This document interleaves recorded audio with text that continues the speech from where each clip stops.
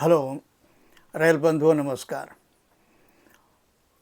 आज इस एपिसोड का विषय है प्रयागराज महाकुंभ में गया स्टाफ, जो अन्य डिवीज़नों अन्य जोनों से वहाँ बुलाया गया है श्रद्धालुओं की, पब्लिक की सुविधा के लिए, उन्हें मार्गदर्शन देने के लिए, उनको सुविधा उपलब्ध कराने के लिए, विभिन्न भाषाओं में उद्घोषणा करने के लिए। जैसे मंत्री जी ने अपने बयान में कहा था कि महाकुंभ में 12 भाषाओं में उद्घोषणा होगी, जिससे कि देश भर से, विदेशों से आने वाले श्रद्धालुओं को मार्गदर्शन दिया जा सके, उनका मार्गदर्शन किया जा सके।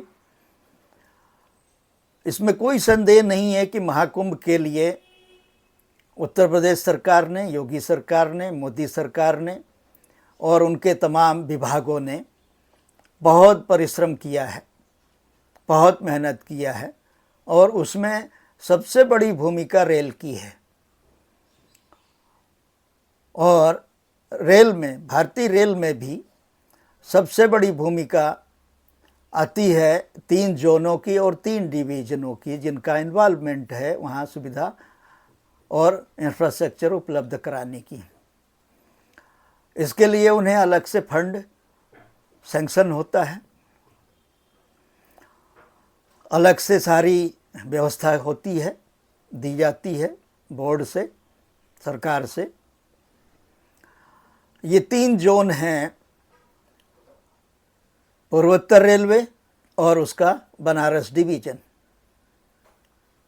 दूसरा नार्दर्न रेलवे और उसका लखनऊ डिवीज़न, और प्रमुख है, चूँकि वहाँ ही स्थित है, वो है उत्तर मध्य रेलवे और उसका प्रयागराज डिवीज़न। इन 3 जोनों की, 3 डिवीज़नों की महत्वपूर्ण भूमिका होती है कुंभ के आयोजन में, महाकुंभ के आयोजन में, अर्धकुंभ के आयोजन में। और इन्हीं की सबसे बड़ी भूमिका होती है अपने स्टाफ का ध्यान रखने की। लगभग सारे ही जोन से गए स्टाफ का बड़ा रोष है, और जब से वो गए हैं तब से लगातार उनकी शिकायतें आ रही हैं। उनकी कुछ पोस्ट और कुछ वीडियो सोशल मीडिया पर भी वायरल हुए हैं, मेरे पास भी सैकड़ों लोगों ने भेजे हैं। मैं ये नहीं कहता हूँ कि जब आप कहीं नए जगह जाते हैं तो थोड़ी असुविधा होती है, आपको एडजस्ट करना पड़ता है, मैं मानता हूँ इस बात को, मगर कितना एडजस्ट करना पड़ता है भाई। आपने जिस काम के लिए मुझे बुलाया है, अगर आप वो सुविधा आप उपलब्ध नहीं कराएंगे तो हम अपना आउटपुट पूरा कैसे आपको दे पाएंगे जिस काम के लिए आप बुलाए हैं मुझे। यही स्थिति जोनों से, डिवीज़नों से गए, प्रयागराज पहुँचे, महाकुंभ में सुविधा उपलब्ध कराने के लिए पहुँचे स्टाफ की है। उसे ऐसी ऐसी जगहों पर ठहरा दिया गया है जहाँ से 15-20 किलोमीटर पैदल चलना पड़ सकता है, कोई सुविधा नहीं हो सकती है। और ऐसे टाइम में जहाँ ऑटो रिक्शा या इलेक्ट्रिक रिक्शा के भी भाव 3 गुने 4 गुने हों भाड़े के, और वो भी दुर्लभ हों, तब स्टाफ कैसे जाएगा आएगा। उसके लिए आपने आने जाने की कोई व्यवस्था नहीं की, ये तो बाद की बात है। ना उसके रहने की उचित व्यवस्था की गई, ना खाने की उचित व्यवस्था की गई, ना टॉयलेट जाने की पूरी व्यवस्था की गई, यहाँ तक कि पीने के पानी की उपलब्धता नहीं कराई गई। ये तक शिकायत है स्टाफ की। 2-3 दिन पहले पानी बरस गया था थोड़ा, उनके तंबू से पानी टपक रहा था, उनकी जो रजाइयाँ या गद्दे जो भी दिए गए, पिलो कवर इतने गंदे और धूल से सने हुए थे वो बरसात की बूंदें पड़ने के बाद में और सत्यानाश हो गए। ऐसे में आदमी अपने को उतनी भयानक ठंड में कैसे बचाए, अपने को कैसे सरवाइव करे, कैसे जिंदा रखे वहाँ इतनी ठंड में। और उन प्रदेशों से गया हुआ स्टाफ जहाँ इतनी ठंड नहीं पड़ती, उनको इतनी ठंड सहने की आदत नहीं है। वो स्टाफ सिकुड़ गया, ठिठुर गया, कँपा गया। हमने उस स्थिति का सामना किया है कभी, इसलिए मैं उस चीज़ की कल्पना कर सकता हूँ। क्या ये सारी कल्पना उत्तर मध्य रेलवे, नार्दर्न रेलवे और पूर्वोत्तर रेलवे के तीनों डिवीज़न के अधिकारियों को नहीं करनी चाहिए थी, जिनको ये जिम्मेदारी सौंपी गई है? जब आप अपने ही स्टाफ का ध्यान नहीं रख सकते हैं, उसको आप दोयम दर्जे का मान करके या अंडर एस्टिमेट करके कि वो साला कहाँ जाके शिकायत करेगा, किसको शिकायत करेगा, झक मार के उसको काम करना ही है किसी भी स्थिति में। जब आपकी ये मानसिकता होगी तो क्या सही काम हो पाएगा? ये सही आउटपुट मिल पाएगा आपको? या लोगों को उनका सही मार्गदर्शन मिल पाएगा जो अपने आप से फ्रस्ट्रेटेड हैं, जिनको टॉयलेट लगी है मगर जाने का समय नहीं है या उपलब्धता नहीं है, उचित व्यवस्था नहीं है, प्यास लगी है, पीने का पानी नहीं है। ये जो मूलभूत सुविधाएं थीं, ये सर्वप्रथम उपलब्ध कराई जानी चाहिए थी। आपने इतना भौकाल बनाया है प्रचार प्रसार का, महाकुंभ महाकुंभ कुंभ कुंभ महाकुंभ हो गया। क्या पहली बार आया है? आदिकाल से चला आ रहा है, ये आदिकाल से ये व्यवस्था चली आ रही है और जो लोग भी रहे हैं वो इसकी व्यवस्था करते रहे। मगर इतने सालों में मैंने पहली बार इतनी बड़ी संख्या में स्टाफ की शिकायतें देखी। आप कह सकते हैं कि सोशल मीडिया है इसलिए हर आदमी असंतुष्ट है व्यवस्था से, उसने ऐसा नहीं है, ऐसा बिल्कुल नहीं है। जब अति हो जाती है तभी आदमी के मुंह से आह निकलती है, अन्यथा वो अपनी सहन शक्ति के हिसाब से चीज़ों को बर्दाश्त करता रहता है, सहता रहता है, टॉलरेट करता रहता है कि अभी नहीं तो आज नहीं तो कल शायद व्यवस्था सुधर जाएगी।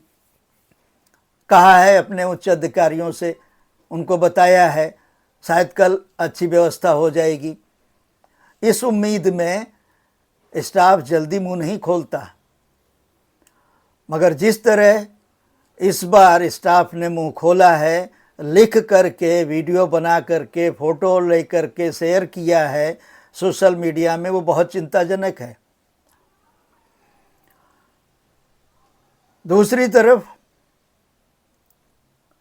तीनों डिवीज़न के अधिकारी भयंकर रूप से परेशान हैं, खासतौर पर प्रयागराज के, चाहे वो डीआरएम हो चाहे ब्रांच अफसर हो।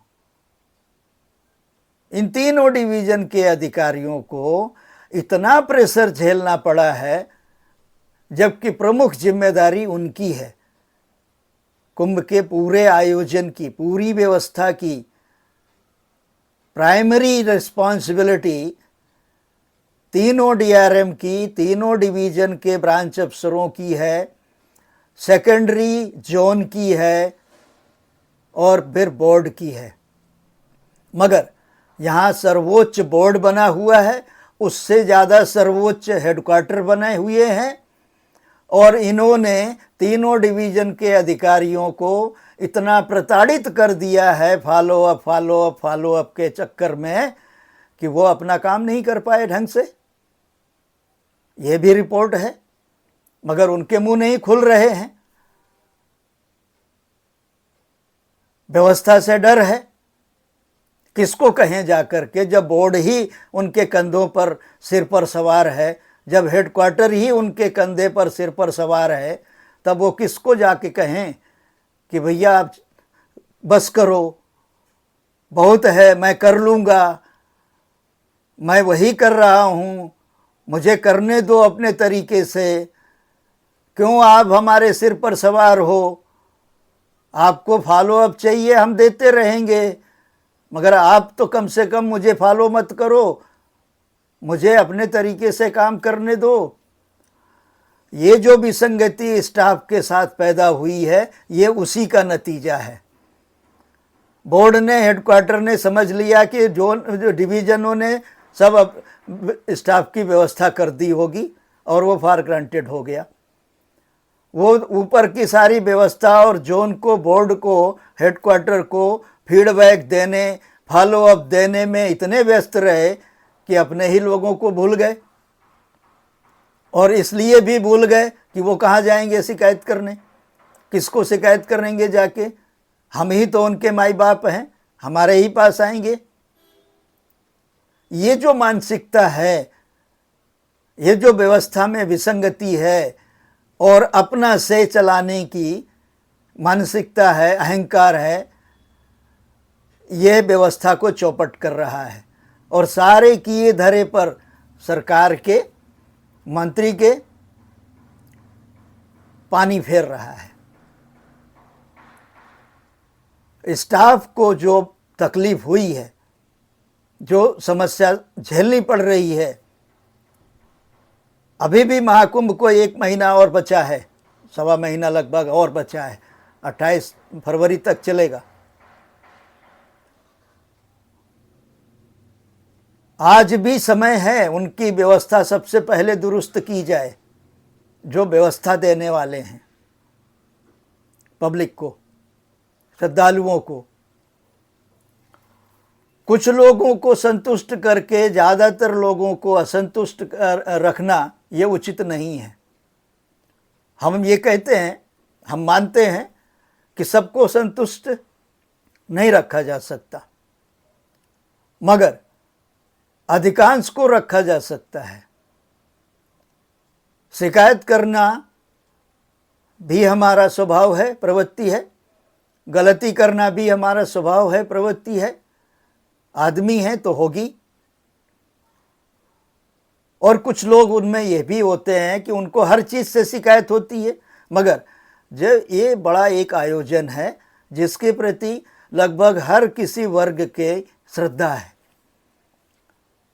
डिवोशन है, समर्पण है, वो फालतू की कोई शिकायत नहीं करेगा, जानबूझ करके कोई गलती नहीं करेगा, जानबूझ करके आपकी छवि बिगाड़ने की, व्यवस्था की छवि बिगाड़ने की कोशिश नहीं करेगा।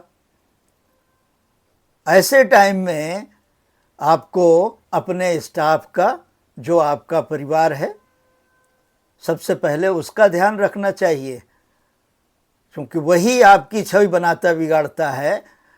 अगर वो असंतुष्ट है तो बाकी सारे ही असंतुष्ट हैं जिनके लिए आपने इतना बड़ा आयोजन किया है। फिर उसका क्या औचित्य रह जाता है, ये सवाल उठता है। इसलिए रेलवे बोर्ड से, तीनों जोनल मुख्यालयों से, तीनों डिविजनल मुख्यालयों से, मंत्री जी से, मेंबर्स से, सबसे, इन सारे स्टाफ की तरफ से मेरा अनुरोध है कि वो उनकी व्यवस्था दुरुस्त करें। जो संभावित है, संभव है, उतनी तो कम से कम करें, उतनी ही उचित व्यवस्था मिल जाए, उसमें भी स्टाफ संतुष्ट रहेगा। वैसे भी भारतीय बड़ा परम संतोषी होता है, उसको थोड़ा पुचकार देंगे, उसका हालचाल पूछ लेंगे तो भी वो अपने आप को समर्पित कर देगा आपके लिए। क्या हमें ऐसा नहीं करना चाहिए? क्या केवल डंडा लेके हाँकना ही हमारा स्वभाव है, व्यवस्था का स्वभाव है, सीनियर ऑफिसर्स का स्वभाव है? ऐसा क्यों होना चाहिए? इस पर ध्यान दिया जाए। विशेष तौर पर मंत्री जी से मेरा अनुरोध है, जिस तरह वो सबका ख्याल रखते हैं, उसी तरह अपने नीचे के स्टाफ का ध्यान रखें और तीनों जनरल मैनेजर, तीनों डीआरएम को इस बात का विशेष तौर पर स्वयं से इनिशिएटिव लेकर के उनको बात करें, चाहे तो उनके साथ 5-10 मिनट की वीसी करें और उनको स्पष्ट निर्देश दें कि सबसे पहले रेल कर्मचारी जो अन्य जोनों से, डिवीजनों से आए हैं, उनकी उचित व्यवस्था मुहैया कराएं। आप सबसे अनुरोध है कि महाकुंभ 144 साल के बाद आया है। आप अवश्य प्रयागराज जाएं, कोशिश करें, एक डुबकी लगाएं, अपने परिवार, अपने प्रियजनों के लिए भी एक एक डुबकी लगाएं और ईश्वर से उनके स्वस्थ और प्रसन्नचित्त रहने की प्रार्थना करें। और इस वीडियो को सबसे ज़्यादा से ज़्यादा शेयर करें, सब्सक्राइब करें चैनल को और अपनी कमेंट के माध्यम से अपनी भागीदारी सुनिश्चित करें। धन्यवाद।